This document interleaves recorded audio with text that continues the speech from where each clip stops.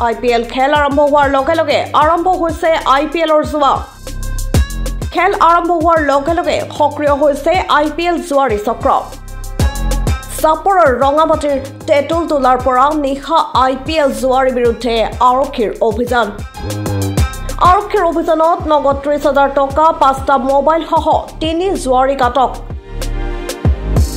আটকাধীন জুৱাৰী কেইজন ক্ৰমে টেটুল তোলাৰ আব্দুল মালেক বঙাইগাঁও জিলাৰ ধনতোলাৰ সলিমুদ্দিন শেখ আৰু আনিছুৰ ৰহমান বুলি জানিব পৰা গৈছে কিহৰ কাৰণে আনছে মোবাইলে খেলা IPL খেলা বেলেগে খেলা মানে চলে আমৰা দেখে আছি তাৰ আনিছে মানে ইয়েতে IPLৰ এনে কিবা স্কুলৰ খেলি আছে কোনবাই IPLৰ জুৱা খেলি আছিল খেলি আছে মানে স্যাৰ ঘৰ ক'ত মোৰ ধনতলা আনিছে ক'ৰ পৰা স্যার আনিছে কিবা পাই ধনতলা স্যার আমি মানে বাইক আনবা দিব গৈছিলো যাই কেনে মানে আমি এনেকে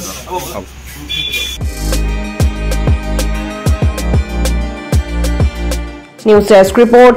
News 13.